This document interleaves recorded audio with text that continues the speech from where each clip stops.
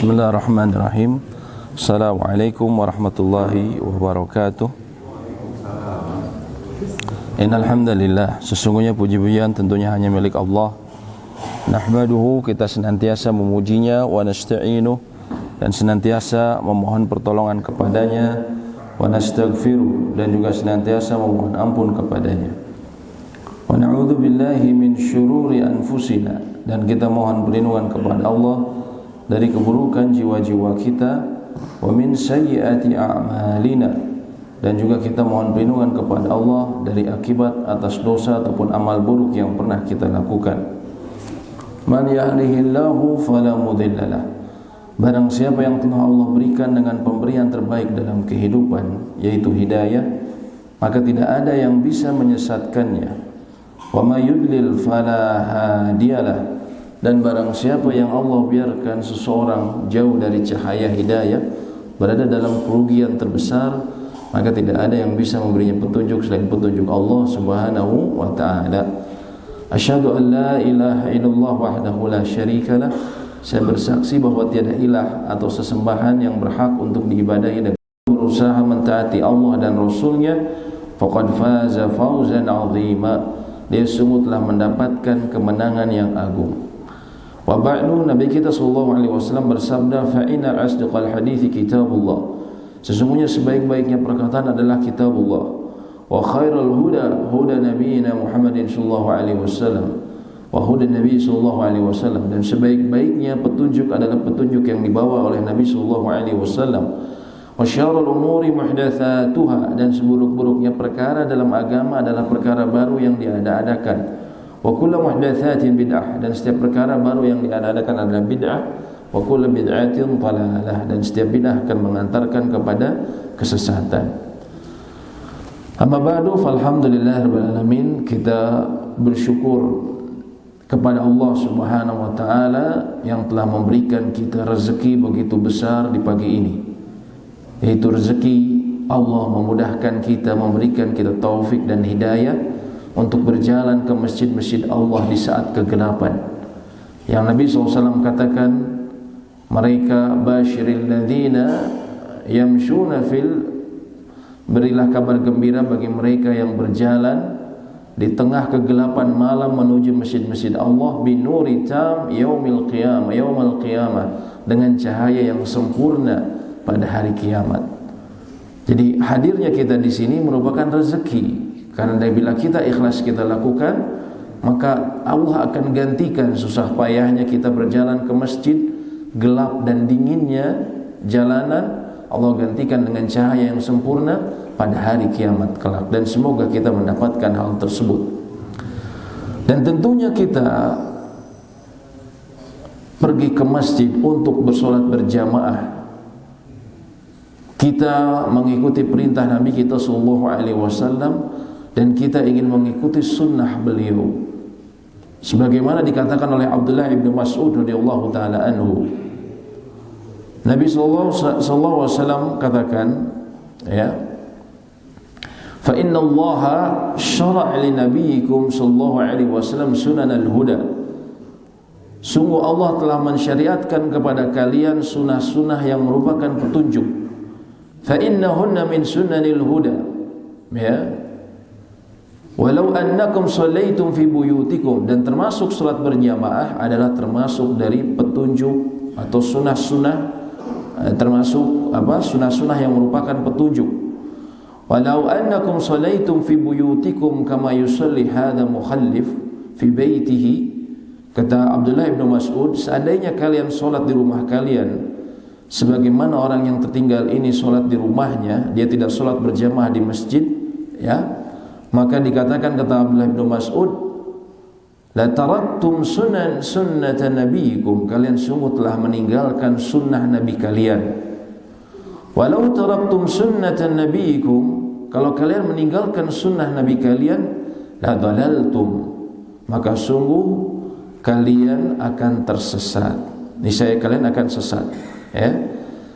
Dan kemudian beliau mengatakan, walaqad ra'aituna ma yatakhallafu anha illa munafiqun ma'lumun nifaq, dan sesungguhnya kami para sahabat pada zaman Nabi SAW tidak ada yang meninggalkan, tidaklah kami melihat orang yang meninggalkan solat berjamaah kecuali dia seorang munafik yang telah diketahui kemunafikannya. Na'udzubillah.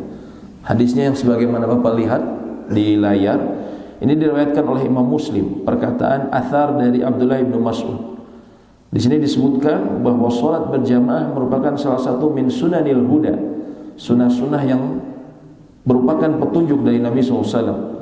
Dan tadi Abdullah bin Mas'ud menekankan kalau kita meninggalkan sunnah ini, meninggalkan solat berjamaah bagi laki-laki, la taraktum sunnatan nabiyikum, kalian telah meninggalkan sunnah Nabi kalian. Walau taraktum sunnatan nabiyikum, dan bila kalian meninggalkan sunnah Nabi kalian, la dhalaltum, maka sungguh kalian akan tersesat. Nah, ini artinya betapa pentingnya kita mengikuti salah satu sunnah Nabi kita Muhammad SAW dalam beribadah. Salah satunya adalah melaksanakan solat bagi laki-laki, yaitu solat berjamaah. Karena ini merupakan juga sunnah, tentunya selain melaksanakannya sunnah, juga tata caranya harus sesuai dengan sunnah Nabi SAW. Dan yang disebut sunnah adalah, para ulama sebutkan, yang dimaksud dengan sunnah adalah ma udifa ila Nabi sallallahu alaihi wasallam, sesuatu yang disandarkan kepada Nabi sallallahu alaihi wasallam, dinisbatkan kepada Nabi sallallahu alaihi wasallam, ya, min qaulin, dari perkataan, au fi'lin, ataupun perbuatan, au takririn, ataupun sikap persetujuan beliau. Jadi yang disebut sunnah ini adalah perkataan Nabi sallallahu alaihi wasallam, perbuatan beliau sallallahu alaihi wasallam, dan juga sikap persetujuan beliau melihat apa yang terjadi di antara para sahabat. Maka itu adalah sunnah, ya. Oleh karenanya ketika kita ingin mengikuti sunanul huda, petunjuk-petunjuk kebenaran yang ditinggalkan Nabi kita yang mulia, maka tentunya sudah selayaknya pula kita mengikuti sunnah-sunnah beliau dalam pelaksanaannya, antara lain dalam solat berjamaah. Dan pada pekan-pekan yang lalu kita telah membahas mengenai aspek-aspek yang terkait fikih solat berjamaah, yang mungkin juga masih menyisa di antara pertanyaan kita. Lalu bagaimana dengan praktek pembacaan surat-surat dalam solat berjamaah ataupun solat 5 waktu secara umum?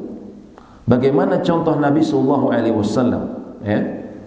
Karena seringkali ini menjadi simpang siur. Terkadang kita mendapatkan video, misalnya ada seorang dai yang mengatakan bahwa beliau mengkritisi imam-imam yang hafiz Quran, masih muda hafiz Quran, lalu membaca surat panjang yang katanya tidak dihafal, lalu kemudian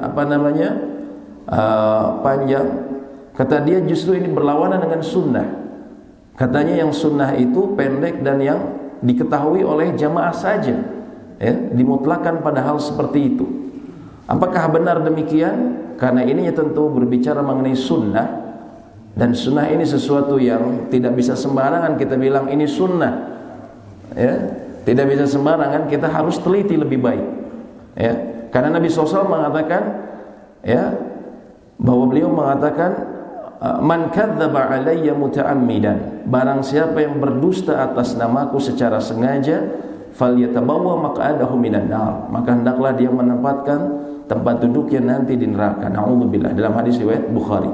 Jadi ketika kita mengatakan ini sunnah atau bukan, tidak bisa sembarangan.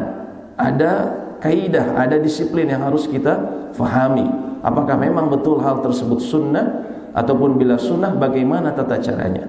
Ini yang pagi ini kita akan sama-sama pelajari. Hukum solat berjamaah, membaca dalam solat berjamaah setelah Al-Fatihah, hukum asalnya memang adalah yang diringankan, sebagaimana dalam hadis riwayat Imam Al-Bukhari dan Muslim dari sahabat Abu Hurairah radhiyallahu taala anhu. Mohon maaf, ini belum ada terjemahannya, jadi saya bacakan langsung terjemahannya dari salah satu kitab namanya Minhatul Alam, syarah atau penjelasan dari kitab Bulughul Maram yang ditulis oleh Profesor Dr. Abdullah bin Fauzan, salah seorang ulama yang sangat produktif dalam menulis kitab-kitab di negeri Jazirah Arab sana. Dalam hadis riwayat Imam Abu Hurairah yang disebutkan oleh Imam Al-Bukhari dan Muslim, Nabi SAW mengatakan, "Idza amma ahadukumun nasa falyukhaffif." Bila salah seorang dari kalian mengimami manusia, mengimami orang-orang, maka hendaklah dia meringankan. Fa inna fihim as-saghira wal kabira. Maka sesungguhnya di antara mereka ada orang-orang yang masih kecil ataupun kabir yang sudah tua, wa dhaif ataupun yang lemah, wa dha hajah, dan juga ada orang yang memiliki hajat. Fa idza shalla wahdahu falyusalli kaifa syaa. Dan bila dia salat sendirian, maka hendaklah dia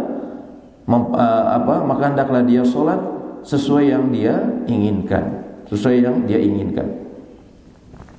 Hadis ini tentunya adalah hadis yang sahih karena diriwayatkan oleh Imam Al-Bukhari dan Muslim. Di sini Nabi SAW mengatakan, idza amma ahadukumun nasu falyukhaffif. Bila salah seorang di antara kalian mengimami manusia, hendaknya memperingan, karena di dalam salat berjamaah ada yang masih kecil, ada yang tua, ada yang lemah, dan yang memiliki hajat. Kita lihat bagaimana memahaminya, para ahli ilmu memahaminya. Ya. Disebutkan bahwasanya hukum asal dalam meringankan bacaan ini, kata Ibnu Abdul Bar, merupakan sesuatu yang umumnya ulama fahami seperti itu. Ya. Al-hadits dalilun ala anna al-imama ma'murun bi an yukhaffifa as-salata bin-nasi mura'ata li dhawail a'dzar. Hadis ini menunjukkan sebagai dalil bahwasanya imam diperintahkan untuk memperingan salat dengan memperhatikan orang-orang yang memiliki uzur, dan disebutkan oleh Ibnu Abdul Bar, salah seorang ulama besar, ini untuk solat antara lain yang solat fardu ataupun solat sunnah. Wa illa ma jaa fi salatil kusuf ala sunnatiha, kecuali solat kusuf. Kalau solat kusuf, solat gerhana, maka justru disunahkan sangat panjang, Kita bacaannya panjang, ruku. Setelah ruku baca lagi kan, 2 kali, panjang lagi. Nah, ini memang kalau salat kusuf dia memiliki perbedaan. Hanya saja ada hal penting yang harus kita perhatikan. Di sini Profesor Dr. Abdullah bin Fauzan mengatakan, ikhtalafal ulama fi dhabit takhfif al-ma'mur bihi. Para ulama mereka berselisih mengenai ketentuan yang disebut tadi, meringankan tersebut, yang ringan tersebut.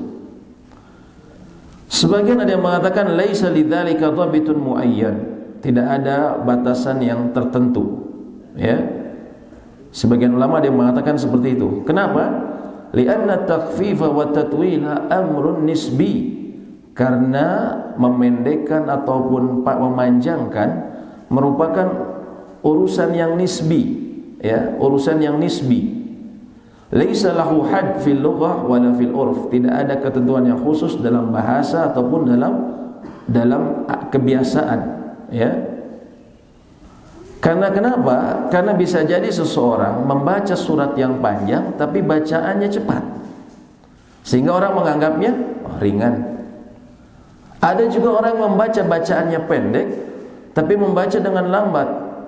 Was-samaa'i wat-tariqi wa ma, bisa jadi lambat sehingga menjadi lama. Sehingga batasannya seperti ini, amrun nisbi disebutnya,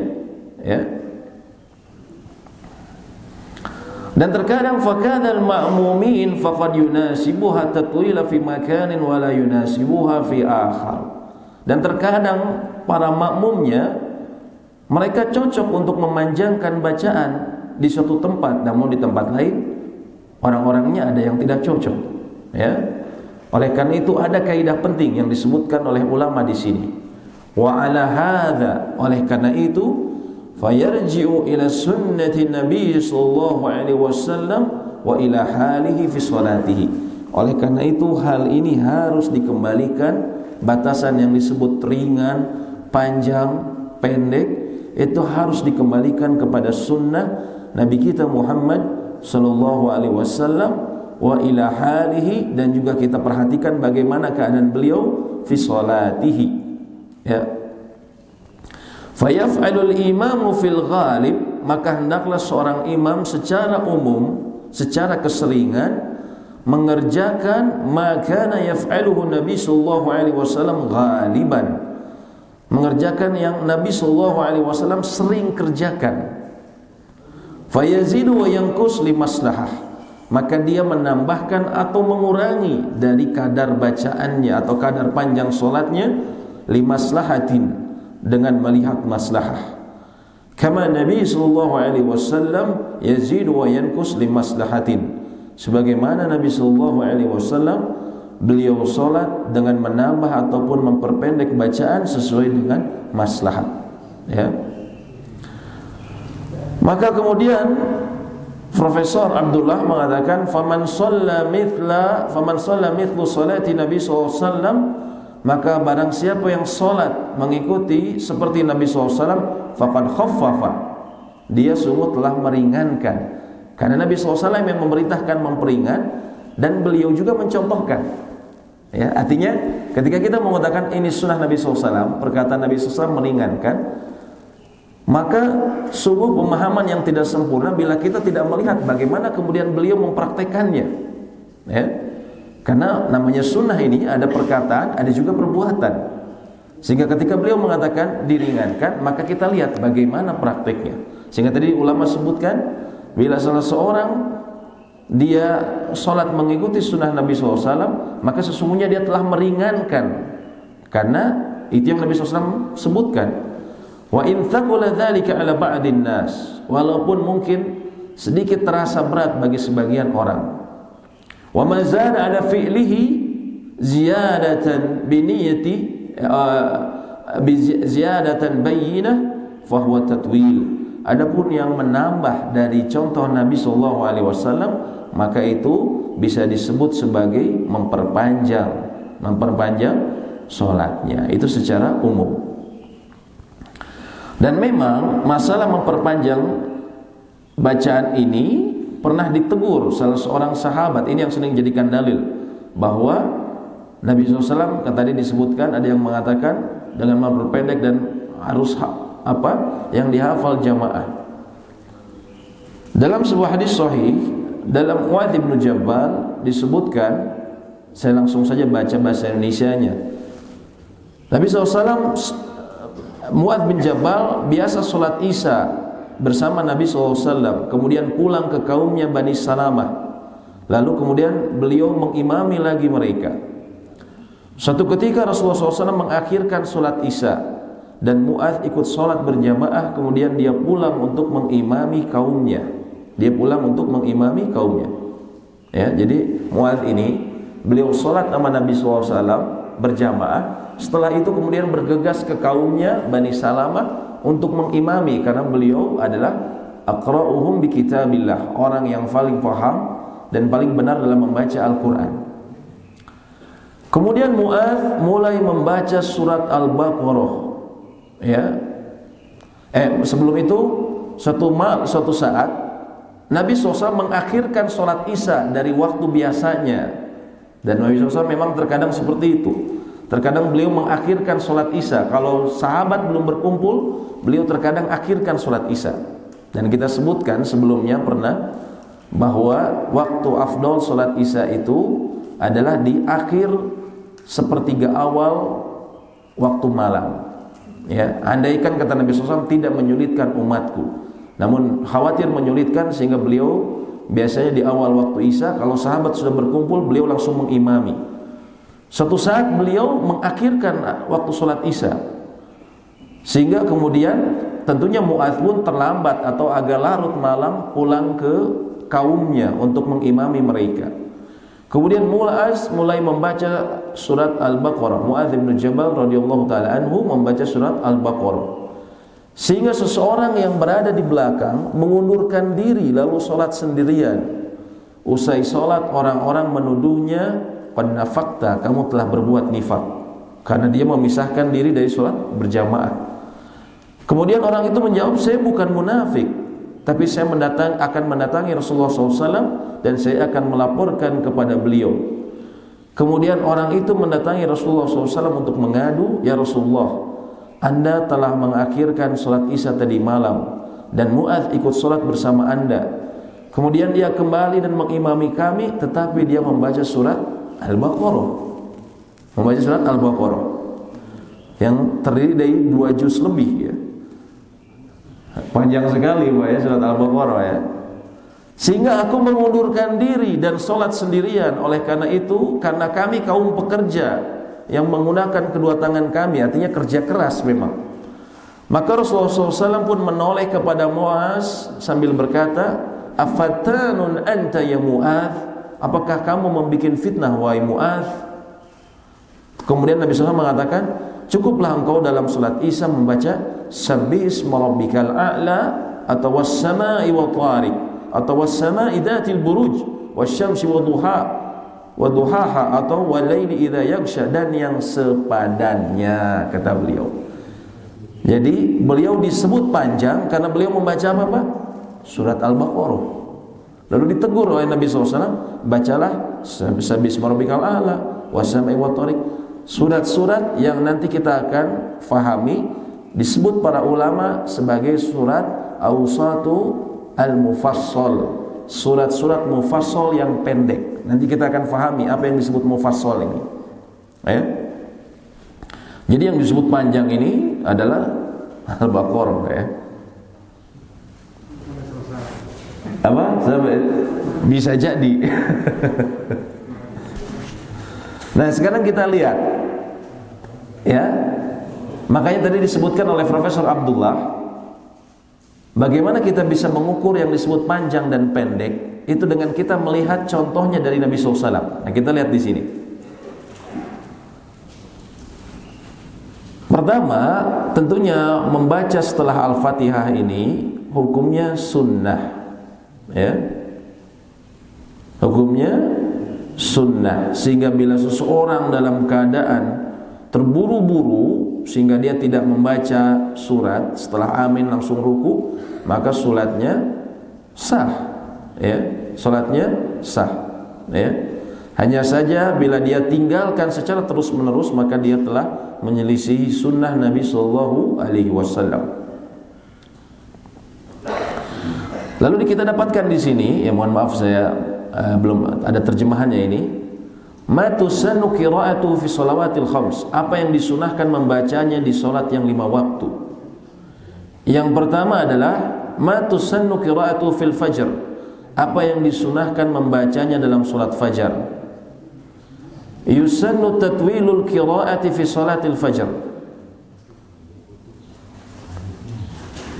disunahkan untuk memperpanjang bacaan dalam salat subuh, salat fajar. Wa dzalika bittifaqil madzahib al-fiqhiyah al-arba'ah, dan ini yang disepakati oleh mazhab fikih yang 4, mazhab Hanafiyah, mazhab Malikiyah, Syafi'iyah, Hanabilah atau Hambali. Bahkan disebutkan ada ijma, semua ulama sepakat bahwa salat subuh disunahkan untuk dipanjangkan ya. Dalam hadis yang sahih disebutkan, kana Nabi sallallahu alaihi wasallam yaqra'u fil fajri ma baina 60 ila 100 ayah. Nabi sallallahu alaihi wasallam disebutkan ketika beliau salat fajar, maka beliau salat dengan membaca bacaan antara 60 sampai 100 ayat. Ini dalam salat fajar. Tenang dulu Pak, nggak langsung dipraktekkan ini. Nanti takutnya, wah habis ini nanti besok dipanjangkan 100 ayat nih. Gempor ya. Nah, tapi ini kita tahu bahwa ini yang disebut, yang ini sunnah Nabi SAW, sehingga kita tidak sembarangan mengutip ini sunnah atau bukan sunnah, harus ada petunjuknya ya. Di sini disebutkan Nabi SAW beliau membaca antara 60 sampai 100 ayat dalam salat subuh, dan ulama 4 mazhab sepakat disunnahkan memperpanjang salat fajar, antara lain dari hadis ini. Kemudian disebutkan wa kana yaqra'u fil fajri al-waqi'ah wa nahwaha minas suwar.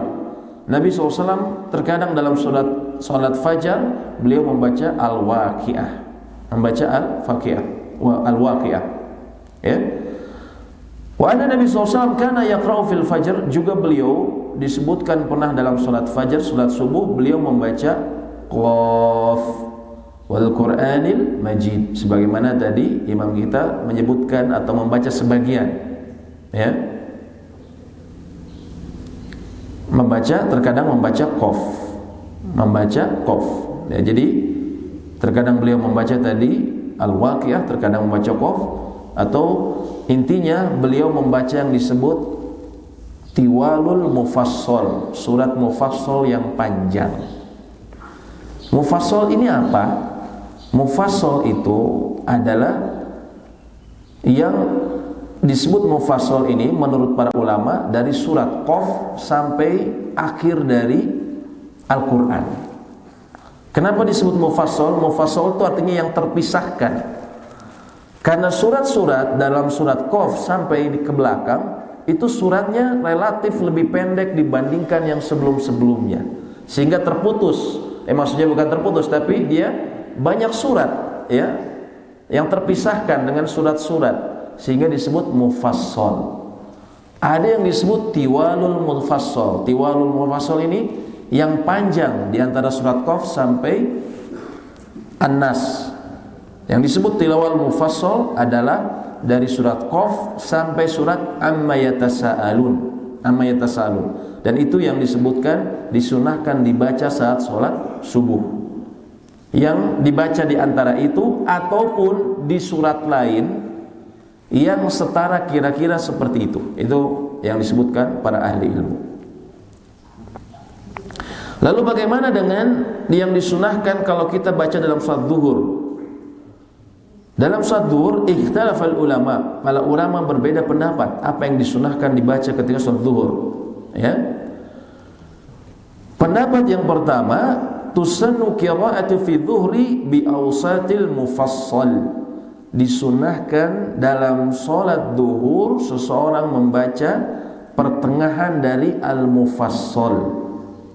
Dan ini madhab al-Hanabilah, Imam Ahmad, dan juga pendapat dalam mazhab Hanafiyah, dan dipilih oleh ulama-ulama besar kontemporer seperti Syekh Abdul Aziz bin Baz dan Syekh Muhammad bin Shalih Al-Utsaimin.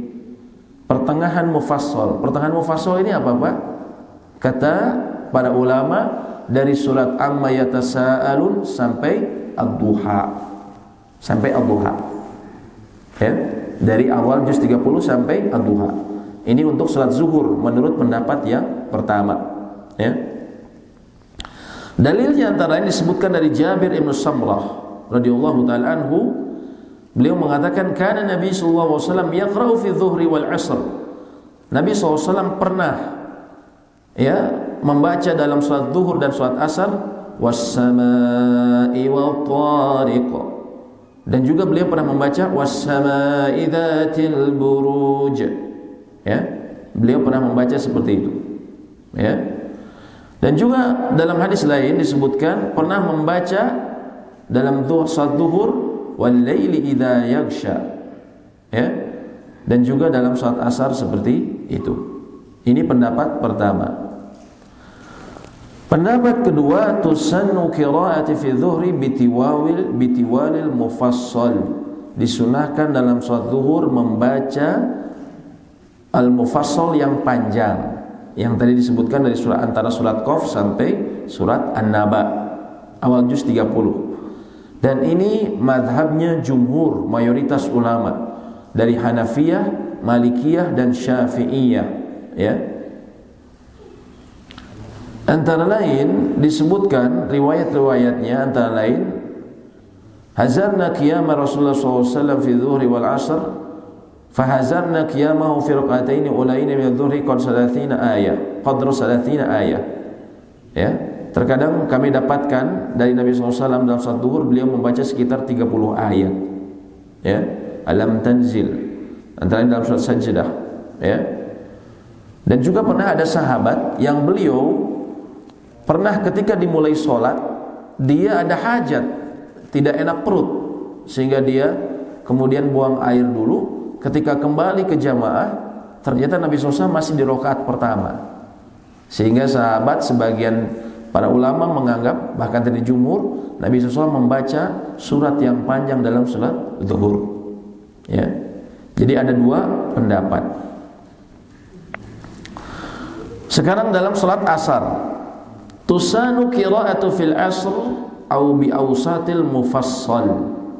Adapun dalam salat asar, maka disunahkan membaca yang pertengahan dari surat An-Naba sampai surat apa tadi Pak? Ad-Duha. Itu yang disebut awsat al-mufassal, yang pertengahan. Dan ini madhabnya al-jumhur, mayoritas ulama dari Hanafiyah, Syafi'iyah dan Hanabilah, Imam Ahmad bin Hanbal, ya, kecuali Imam Malik. Ya, yang lain mayoritas mengatakan disunahkan dalam surat Al-Asr membaca pertengahan. Ya. Dalilnya apa? Dalilnya tadi Nabi SAW terkadang membaca wal-laili idza yaghsha, itu termasuk awsat mufassal, yang pertengahan. Lalu yang maghrib, bagaimana yang maghrib? Tusannu qira'atu fil maghrib bi qisaril mufassal. Adapun dalam salat maghrib maka disunahkan membaca qisarul mufassal, yang pendek dari mufassal tadi, dari surat Qaf sampai An-Nas, yang pendeknya, yaitu dari mana? Dari surat Ad-Duha sampai ke belakang. Ini yang pendek, dari yang disebut tekanan pendek dari surat Duha sampai ke belakang. Ya. Dan ini disepakati oleh 4 mazhab. Disepakati oleh 4 mazhab. Ya. Kenapa? Karena memang ada riwayat-riwayat yang menyebutkan seperti itu. Ya. Dalam sholat maghrib beliau membaca qisarul mufassal. Ya, ini umumnya. Tapi tidak menutup kemungkinan untuk terkadang membaca yang panjang. Nabi SAW pernah membaca surat At-Tur dalam maghrib. At-Tur, ya, tentunya panjang. Artinya tidak mutlak ketika disebutkan ini maksudnya seringnya, ya. Ghaliban makan, ya, atau yang paling sering beliau lakukan. Lalu apa yang disunahkan dalam salat al-Isya? Tusannu qira'ati fil Isya bi awsatil mufassal. Disunahkan dalam salat Isya membaca al-mufassal yang pertengahan. Ini pun disepakati oleh 4 madhab. Ya. Dari apa? Dari An-Naba sampai Ad-Duha. Makanya tadi Mu'adz ibnu Jabal, beliau diingatkan oleh Nabi SAW karena beliau membaca surat Al-Baqarah. Beliau diingatkan untuk membaca Sabbihisma rabbikal a'la atau was-sama'i wat thariq. Dan surat-surat yang tadi Nabi SAW sebutkan itu memang masuknya awsatul mufassal, surat yang pertengahan dari An-Naba sampai Ad-Duha. Jadi ini ternyata contoh Nabi SAW. Beliau tadi sholat subuh disunahkan dipanjangkan. Yang disebutkan disunahkan yang dipanjangkan ini apa? Yaitu tiwalul mufassal, surat mufassal yang panjang dari surat kira-kira dipilih antara surat Qaf sampai surat apa tadi Pak? An-Naba. Ataupun boleh di surat lain yang kira-kira memiliki panjang seperti di surat-surat tersebut. Ya. Itu yang pertama. Salat zuhur, adapun salat zuhur diperselisihkan. Ya. Sebagian dalam mazhab Imam Ahmad bin Hanbal tadi disebutkan awsatul mufassal antara surat An-Naba sampai surat Ad-Duha. Adapun menurut jumhur dia juga membaca panjang. Oleh karenanya yang penting jangan terlalu pendek ketika salat zuhur, ya. Pertengahan. Yang berikutnya, yang ketiga dalam salat asar, para ulama sepakat. Dalam salat asar, maghrib dan isya sepakat mereka semua. Dalam salat asar disepakati mayoritas. Kalau yang asar mayoritas, bukan seluruhnya sepakat. Yaitu disukai yang pertengahan antara surat An-Naba sampai surat Ad-Duha. Adapun dalam maghrib dan isya itu disepakati oleh seluruhnya 4 madhab. Maghrib itu disukai umumnya Nabi SAW membaca yang pendek. ya, antara duha sampai an-nas. Adapun dalam salat Isya, ya, mereka disepakati bahwasanya disukai yang pertengahan dari surat An-Naba sampai ad-duha atau yang disebut awsat al-mufassal, ya. Jadi ini ternyata petunjuk dari Nabi sallallahu alaihi wasallam, ya. Dan juga, ya, ketika jadi kadar panjang pendeknya ini kita lihat dari sunnah Nabi SAW. Mungkin kita, para ulama mengatakan kita antara lain memang mungkin bisa, ya, itulah contoh dari Nabi SAW, para ulama katakan, ya, dan kita kembali standarnya ke situ. Namun tentunya kenyataannya di kita mungkin tidak sekuat seperti itu, ya, tidak sekuat seperti sahabat. Namun yang disunahkan, diperintahkan dalam agama tentunya kita berusaha mendekati, ya. Walaupun misalnya kita nggak mendekati, kalau jauh jangan terlalu jauh, itu istilahnya. Kalau jauh jangan terlalu jauh, apalagi sampai mohon maaf ada pernyataan bahwa harus selalu pendek dan harus yang selalu dihafal, ya. Makanya mohon maaf, Pak Iwan nggak ada di sini. Kata Pak Iwan, kalau yang selalu pendek dan dihafal berarti Qul Hu Falaq Anas terus bacaannya. Mau kita subuh, maghrib, isya Qul Hu Falaq Anas terus, Pak, ya? Tentunya bosan, ya. Tentunya bosan dan akan menjengkelkan, ya. Dan juga pernyataan misalnya harus pendek dan yang dihafal, ini akan tentunya apa namanya kita tidak ada progres dalam ibadah, ya. Dari tahun ke tahun seperti itu juga. Misalnya mohon maaf, kadang kita dalam duniawi atau misalnya dalam fisik, ya, misalnya kita bisa bangunan masjid bisa bagus segala macam, tapi dalam esensi ibadahnya kok tidak ada peningkatan. Kalau misalnya memang harus seperti itu, harus pendek dan yang dihafal. Dan yang ketiga, ketika apalagi ditabrakan dengan imam yang hafiz membaca agak panjang, maka ini akan melemahkan generasi muda. Tidak ada lagi orang yang berkeinginan untuk menghafal Al-Quran. Kenapa? Nah dibaca oke eta kene, gitu kan? Paling juz 30 kene, udah aja juz 30 kuatin, bagusin, bacanya diindahkan. Da eta yang katanya sunnahnya. Nah ini artinya keliru tentunya, ya. Dan ini berbahaya ketika menisbatkan sunnah, ya, dan mengatakan ini sunnah padahal itu bukan sunnah. Yang sunnah yang tadi disebutkan, ya. Adapun kalau kita ingin menyesuaikan dengan keadaan, bisa saja, tapi kita sudah tahu kadarnya, yaitu yang pertama di antara 5 waktu subuh lebih panjang. Kemudian sholat zuhur juga agak panjang atau cukup panjang juga. Yang asar itu mulai kemudian menurun, pertengahan. Maghrib pendek, adapun isya juga pertengahan. Dan pertengahannya tadi sudah ada contohnya, ya. Dan itu artinya adapun kalau misalnya kita ingin agak panjang, ingin sempurnakan suratnya, bisa juga kita dengan membacanya cepat, ya. Dan insya Allah ketika kita bersabar, walaupun mungkin agak terasa panjang, ya, dan alhamdulillah tentunya kalau kita di sini juga tidak pernah yang disebut panjang itu tidak pernah panjang sekali, ya. Alhamdulillah. Ketahuilah ketika kita bisa memperpanjang sholat kita, itu sebenarnya salah satu amalan paling mulia. Dalam hadis riwayat Imam Muslim, tentunya dalam sahihnya, Nabi SAW mengatakan afdalus sholati tulul kunut. Sholat yang paling afdol, paling mulia adalah yang panjang berdirinya. Jadi terkadang kita harus bersabar karena kita ingin mendapatkan keutamaan dalam ibadah. Toh kita dalam urusan dunia, kita seringkali bersabar. Kita ngantri beli makanan, ngantri ngambil pensiunan misalnya. Kalau yang agak sepuh misalnya ngantri atau macam-macam, kadang kita ngantri, terkadang kita bisa, ya.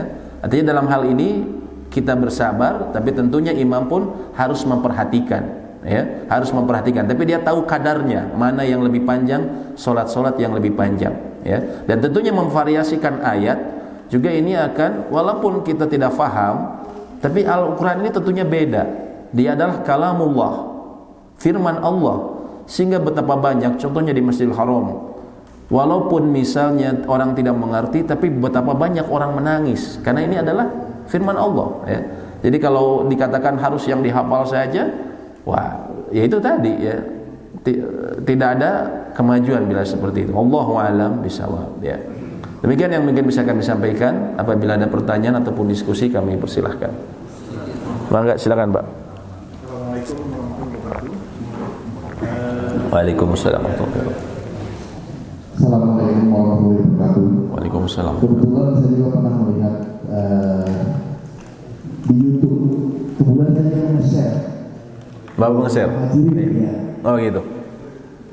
Kita melihat beberapa pendapat dari beberapa makmum. Ya. Kalau yang namanya panjang pendek itu relatif. Panjang pendek itu relatif. Kadang-kadang kalau terlalu pendek juga, Bosan ya? ya bosan gitu Ya. juga. Yang apa dikatakan Pak Ustadz tadi bahwa kadang-kadang kita terenyuh, walaupun panjang sampai kita menangis. Karena apa? Suaranya yang enak, kemudian sangat menarik sekali. Jadi ini relatif sebetulnya. Kami mengharapkan bahwa baik itu surat pendek maupun surat panjang, yang penting bacaannya itu enak gitu ya. Jadi orang enggak mengantuk kalau dia dari ceramah gitu ya. Jadi itu yang saya lihat. Kemudian kedua, tadi Pak Ustadz bilang Pak Iwan itu hanya menggambarkan saja sebenarnya. Ya. Jadi paling-paling makmum bisa full aja menggambarkan. Sebetulnya di sini kita melihat bahwa supaya juga pendapat Pak Iwan benar, supaya terpacu ini makmum supaya belajar lagi. Betul. Bukan juz 30 saja gitu. Jadi ini tinggal tergantung penjabarannya saja.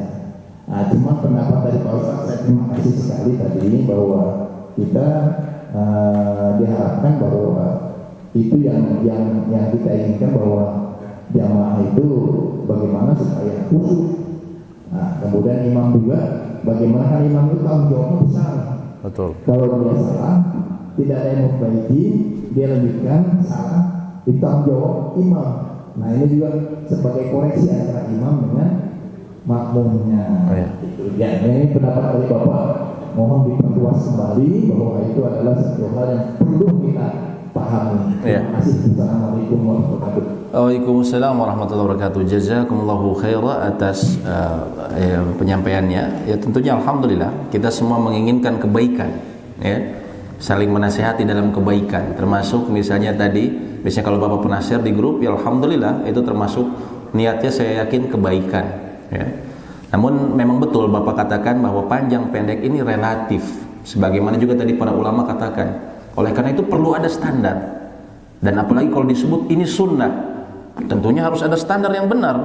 Karena ada ancaman dari Nabi SAW, kalau berdusta bahwa ini sunnah, falyatabawwa maq'adahu minan nar, maka hendaklah dia menyiapkan tempat duduknya di neraka. Dan ucapan itu adalah hadisnya mutawatir, diriwayatkan oleh banyak sahabat, sehingga kita harus sangat berhati-hati kalau mengatakan ini sunnah itu bukan sunnah, ya.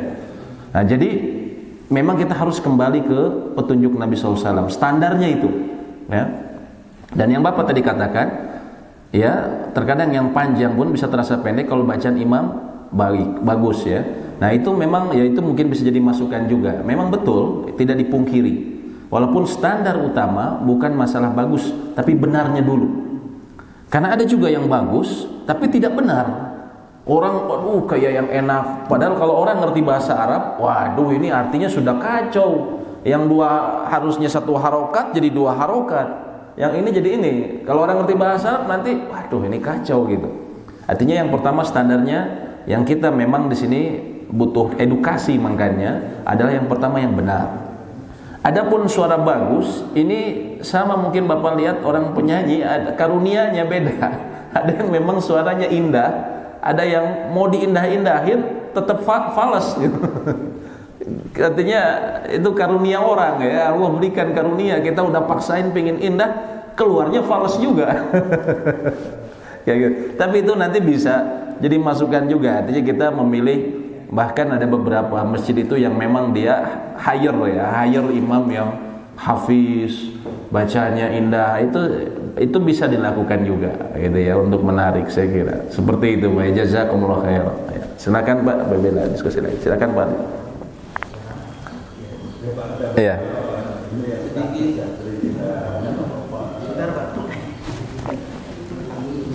Ada beberapa yang kita penjelasan lanjut.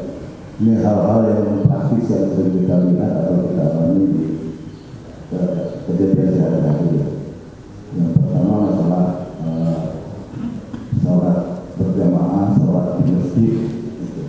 Mana ada yang berpendapat untuk sholat di masjid tapi dia tidak berjamaah di masjid, sholat di masjid. Kan disuruhnya sholat di masjid.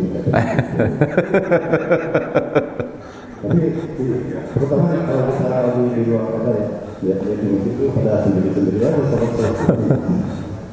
Dan ada juga yang berpendapat sholat di rumah tapi berjamaah gitu. Kan disuruhnya berjamaah gitu. Iya. Nah itu semua penjelasannya. Yang kedua perbedaan adab dengan sunnah. Misal salah satu contohnya ya, kalau yang menyuruh atau yang mengisyaratkan untuk qomat itu kan imam ya. Nah bukan jam ya, bukan waktu yang ini. Jadi kadang-kadang di beberapa masjid kita lihat waktu qomat sudah datang, imamnya belum ada, dia langsung qomat gitu. Nah, apakah itu sunnah atau adab? Ya, baik. Itu salah satu contoh ya. Mohon penjelasannya perbedaan adab dengan sunnahnya yang lebih utamanya. Terima kasih. Assalamualaikum warahmatullahi wabarakatuh. Yang pertama, yang disebut dapat keutamaan itu apa? Yang dapat keutamaan adalah sholat berjamaah di masjid. Sholatul jamaah ya fi masjid adalah afdalu bi isrina wa sab'i wa isrina darajah min sholatikum fi buyutikum. Sholat berjamaah di masjid itu lebih afdol. Ada satu riwayat mengatakan 27 derajat, ada yang mengatakan 25 derajat dibanding sholat kalian di rumah kalian. Dalam hadis lain disebutkan sholatul jamaah afdalu min sholatil fadhi. Sholat jamaah itu lebih afdol dibandingkan sholat sendirian. Sebanyak tadi ada yang 27 derajat disebutkan dalam hadisnya. Jadi difahami bahwa yang disebut afdolnya ini adalah, atau bahkan bagi laki-laki sebagian ulama yang mengatakan wajib, adalah sholat berjamaah di masjid, bukan sekedar sholat di masjid. Kalau sekedar sholat di masjid sendiri-sendiri, wah ini tentunya keluar dari maksudnya. Itu yang pertama. Yang kedua, yang penting sholat berjamaah di rumah. Tidak, kalau untuk laki-laki perintahnya memang ke masjid, sebagaimana Nabi SAW katakan kepada seorang yang tunanetra. Ya, salah seorang sahabat yang tunanetra, dia meminta keringanan radhiyallahu taala anhu kepada Nabi SAW agar diberikan keringanan untuk tidak ke masjid. Nabi SAW mengatakan, asalnya beliau berikan keringanan, tapi kemudian beliau mengatakan, hal sami'ta nida, apakah engkau mendengar suara panggilan? Maksudnya mendengar adzan. Naam. Maka Nabi SAW mengatakan, kalau begitu penuhilah panggilan tersebut. Ya, jadi artinya maksudnya apa? Ada panggilannya kemana? Ke masjid, ya, ke masjid. Adapun kalau orang mau misalnya, saya punya keluarga, ada istri saya, anak-anak saya yang perempuan ada 3 orang, saya ingin berjamaah, saya ingin memimpin sholat mereka biar membiasakan. Boleh nggak saya sholat berjamaah di rumah?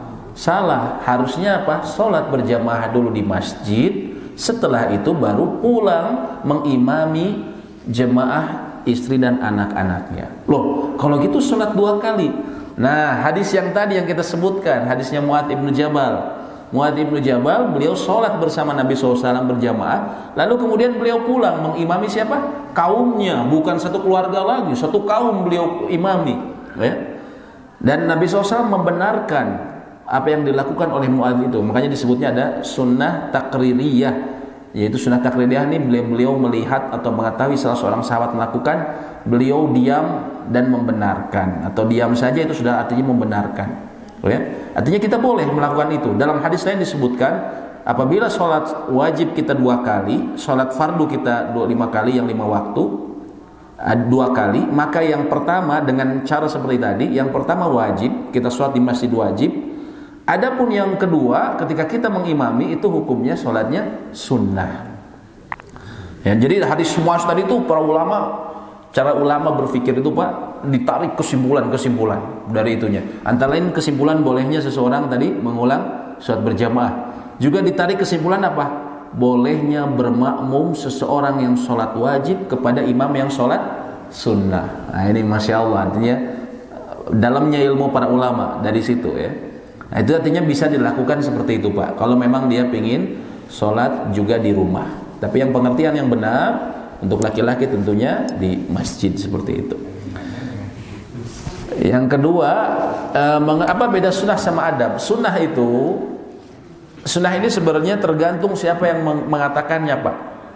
Kalau ahli hadis yang tadi kami sebutkan, yang disebut sunnah ini ma'udifa ila Nabi SAW, apa yang disandarkan, dinisbatkan ke Nabi SAW dari perkataan, perbuatan beliau ataupun sikap persetujuan beliau, ini yang disebut sunnah ya. Adapun yang sering kita dengar di masyarakat, oh ini sunat aja ya. Yang disebut sunat kan biasanya gitu ya, atau bukan ini disunat aja. Ini sunat ya. Itu maksudnya adalah pengertian oleh para ahli fikih. Jadi para ahli fikih memahami ibadah ini ada, atau tindakan amal kita ini ada yang wajib, mohon maaf, ada yang makruh, ada yang sunnah ya, ada yang wajib, ada yang sunnah, ada yang makruh, ada yang haram, ada yang mubah, yang diperbolehkan. Nah ini masuk kategori yang sunnah ini, artinya yang dikerjakan mendapat pahala, bila tidak dikerjakan sering terdengarnya dia mendapatkan dosa, padahal tidak mendapatkan dosa. Padahal juga maknanya adalah dia meninggalkan kebaikan yang sangat banyak ketika meninggalkan sunnah ya. Jadi sunnah ini itu pengertian menurut ahli fikih.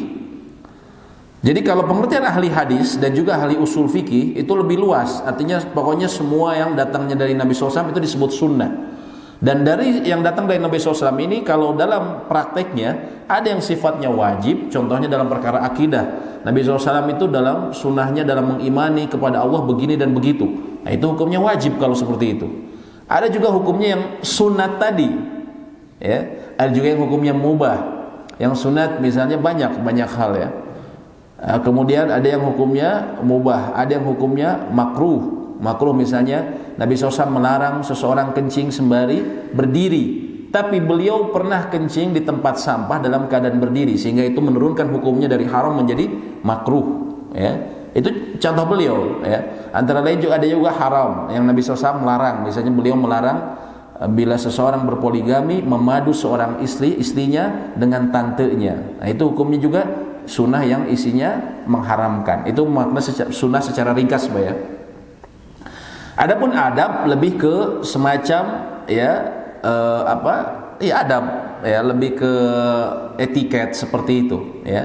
Dan terkadang juga ini berhubungan, adab ini terkadang juga kalau dalam fikih itu lebih arahnya ke sunat yang tadi disebut para ahli fikih.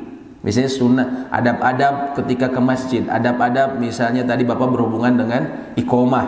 Itu terkadang disebutkannya adalah sunat tadi.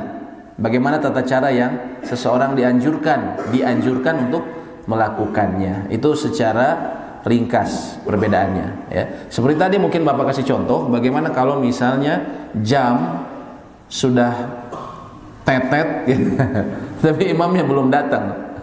Ini bagaimana ya? Nah sebenarnya betul hukum asal dari sholat berjamaah itu yang memiliki kuasa untuk memerintahkan iqomat itu adalah hukum asalnya imam.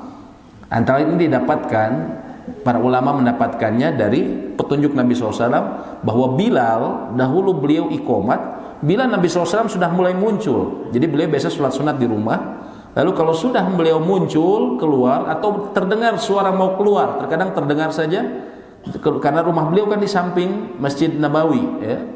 Maka kemudian Bilal iqomat saat itu, sehingga para ulama mengatakan iqomat ini, dan Nabi SAW juga mengatakan iqomat ini memang haknya imam, artinya imam yang perintahkan. Ini hukum asalnya. Namun seiring berkembangnya zaman, kita ketahui bahwasanya seringkali di kita tidak ada imam yang tetap. Adapun ada imam yang tetap, tapi mungkin lagi keluar, lagi apa, maka apakah boleh menetapkan waktu yang disepakati? Misalnya kita ngasih waktu. Hal ini pernah ditanyakan ke lembaga fatwa di Saudi Arabia, disebutnya Lajnah Daimah lil Buhuth al Ifta. Mereka memberikan fatwa, jawabannya boleh. Jadi kalau kita memakai waktu itu pun boleh juga ya. Kalau disepakati ya kalau disepakati. Kenapa? Karena nanti takut terlalu relatif, ya, takut terlalu relatif. Ya, apalagi imamnya tadi terkadang kalau kita di kota sering keluar gitu kan. Dan kami pernah di Jakarta, Pak, Jakarta Selatan, ada satu masjid yang sebenarnya bukan wakaf ya, tapi istilahnya dikuasai satu keluarga. Imamnya yang salah satu yang rumahnya di sebelah itu jadi imam. Dan dia praktekkan benar-benar kalau iqomat itu sampai datangnya imam. Terkadang masalahnya, Pak, kalau datang 5 menit oke, 10 menit, terus setengah jam baru datang. Ini yang repot. Setengah jam baru datang, salat subuh kadang, waduh ini 20 menit baru datang gitu kan. Jadi orang nggak bingung gitu mau menentukan, apalagi yang ngantor ya, apalagi di Jakarta, bayangkan. Jakarta kan orang ngantor harus bisa perkiraan ya. Ketika imamnya sangat relatif seperti itu, susah orang menentukan jadwal ya. Nah, jadi dalam hal ini alhamdulillah para ulama mengatakan diperbolehkan kita mengambil waktu sebagai kesepakatan, tapi tentunya memperhatikan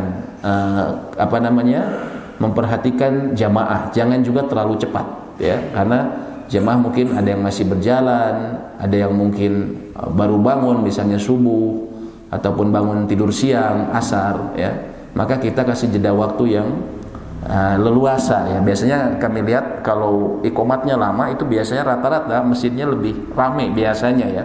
Allahu a'lam bishawab. Mungkin seperti itu Pak ya yang bisa kami sampaikan. Silakan Pak, ada lagi diskusi atau pertanyaan? Silakan.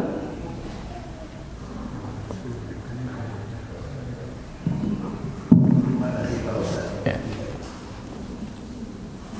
Dalam baca surat-surat setelah itu biasanya dikeraskan, misalkan pada subuh, maghrib dan isya. Betul. Untuk maghrib pendek saja, untuk subuh bisa al-Baqarah, untuk isya mungkin bisa juga lebih dari Al-Baqarah, Pak.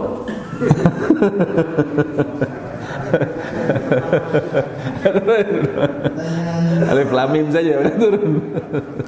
Dalam prakteknya jemaah itu sebenarnya ya tidak hafal. Iya. Umumnya Iya.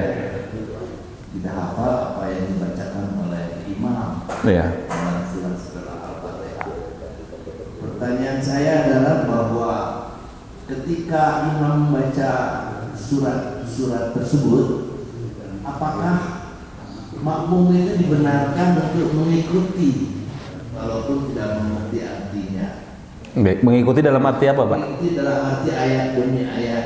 Menyimak. Bukan menyimak saja. Membacakan. Ikut membacakan tapi dengan suara lirih gitu. Oh ya, siap. Yang didengar oleh telinganya sendiri.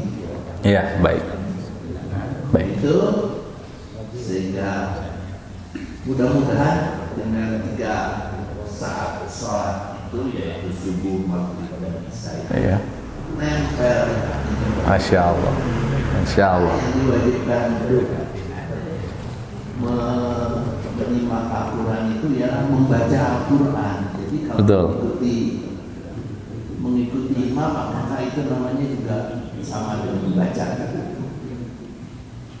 Betul. Baik. Yang pertama tadi mengenai bacaan imam yang tidak difahami ya, yang mungkin tidak tahu kemudian apakah boleh mengulangi. Yang pertama juga perlu kita ingat perjelas sedikit bahwasanya memang makmum juga apabila imam melakukan, kan sempat ada kritikan misalnya imam hafal sendirian, yang lain gak paham, kemudian akhirnya gak bisa dibenarkan. Sebenarnya kita kembali lagi ke hukum salat berjamaah, pernah kita bahas. Ini bukan kewajiban sebenarnya. Kalau selain Al-Fatihah, kalau imam salah itu hukumnya bukan mutlak harus dibenarkan. Kalau dia salah ya, kalau ada yang tidak ada yang tahu tidak mengapa. Selain Al-Fatihah kan seperti itu.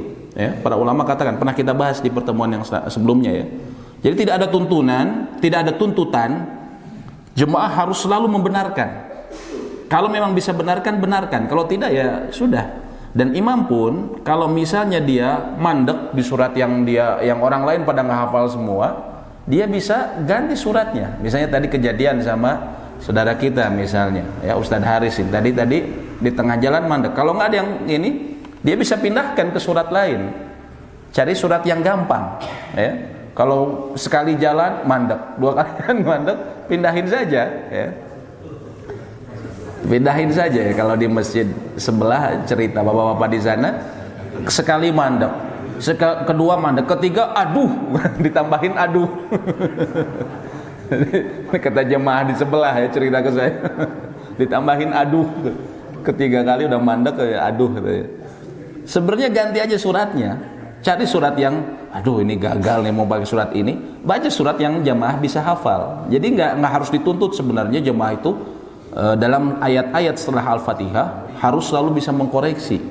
Kalau bisa alhamdulillah, terutama yang di belakangnya alhamdulillah, tapi kalau tidak maka sholatnya tetap sah. Jadi tidak ada tuntunan. Kayak mohon maaf ada yang mengatakan tadi ya bahwa sunnah itu harus pendek dan dihafal karena antara supaya bisa koreksi, itu tidak wajib ya, tidak sebuah yang menjadi kaidah yang akhirnya melemahkan orang-orang yang mau menghafal Al-Quran, karena harus yang seperti itu gitu Pak ya. Lalu kemudian apakah boleh saya membacanya? Para ulama katakan boleh sih kita membaca ya, tapi asal tidak mengganggu, dan ini juga seharusnya mungkin menjadi penyemangat bagi kita Pak ya, untuk setidaknya mungkin kita tidak bisa baca Al-Quran setiap hari ya, kita tidak baca Al-Quran lebih misalnya terkadang ada orang yang hanya Ramadan saja, itu sebenarnya bisa terbantu. Jadi amal ibadah dia tidak baca tapi dia menyimak, maka itu sebenarnya sudah terbantu ya. Dan walaupun tentunya yang terbaik kita berusaha menyimak, dan mungkin ini surat apa tadi ya, tanyain ke imamnya atau kita cari. Karena Allah berfirman, afala yatadabbaruna al-Qur'an am ala qulubin aqfaluha. Kenapa mereka tidak mentadaburi Al-Qur'an, tidak berusaha memahami maknanya, ataukah dalam hati mereka ada penutup? Sampai disebutkan seperti itu. Ketika kita tidak mentadaburi Al-Qur'an, apakah ada penutup dalam hati kita? Ya, jadi ini sebenarnya jadi penyemangat bagi kita untuk memperbanyak. Kalau misalnya tidak paham, nanti tanyakan surat apa, kita berusaha pahami. Seperti itu Pak ya. Allahu a'lam bishawab. Ya. Ya, nah Mbak. Assalamualaikum warahmatullahi wabarakatuh. Waalaikumsalam warahmatullahi. Saya pernah sholat di satu masjid, Ya. satu masjid. Dia punya program itu supaya orang bisa mendengar apa yang dibaca oleh dia. Ya. Itu di depannya ada Al-Quran. Oh gitu. Ada Al-Quran besar. Kemudian saya lihat itu sebelum dia jadi imam dibuka satu surat. Imamnya aja, depan imamnya saja. Iya. Oh, semua jemaah? Bukan. Imamnya saja. Iya. Dibuka satu surat. Dia baca dari buku satu ayat, baca. Oh, jadi dikasih tahu ke jamaah. Jamaah mah nggak baca. Kemudian yang rakaat keduanya baca lagi sampai ke rumah itu ya. Iya.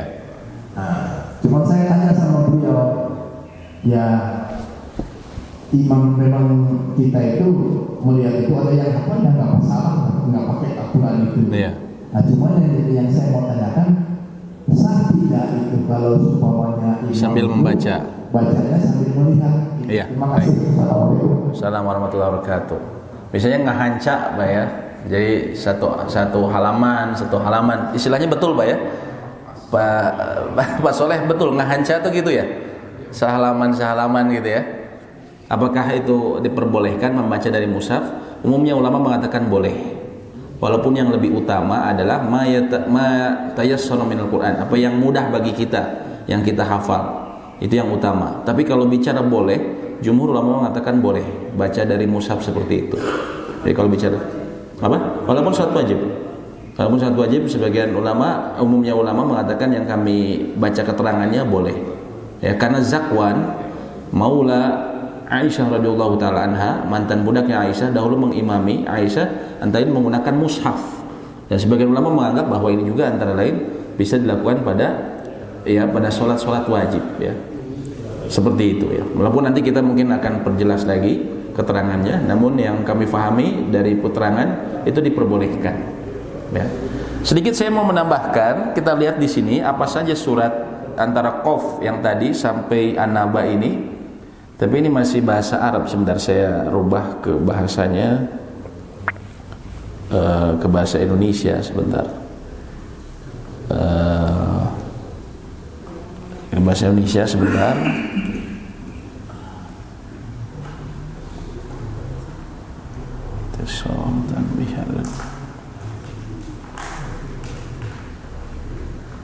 Atau tidak apa-apa saya bacakan aja. Yang pertama dari surat Qaf itu surat ke-50. Setelah Qaf ini ada surat Adz-Dzariyat.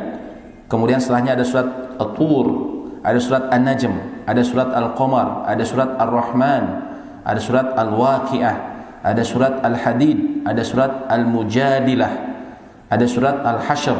Ayat ini juz 28 ya. Jadi tadi Qaf ini surat juz 2, antara lain juz 26, akhir juz 26. Kemudian juz 28 surat Hasyr, Mumtahanah, Shaf, Al-Jumu'ah, Al-Munafikun, At-Taghabun, At-Talaq, At-Tahrim. Kemudian masuk ke juz 29 surat Al-Mulk, Al-Qalam, Al-Haqqah, Al-Ma'arij, An-Nuh, Jin, Muzammil, Mudaththir, Qiyamah, Al-Insan, Mursalat sampai An-Naba. Ini yang disebut tiwal mufassal.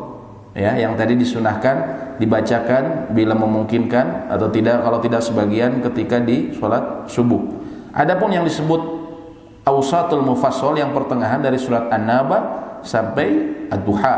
Ada apa saja? Pertama An-Naba, An-Nazi'at, ada Abasa, ada At-Takwir, ada Infitar, ada Mutaffifin, ada Insyiqaq, ada Al-Buruj, ada At-Tariq. Tadi kan Nabi SAW menyuruh sholat Isya baca At-Buruj karena memang ini masuknya pertengahan.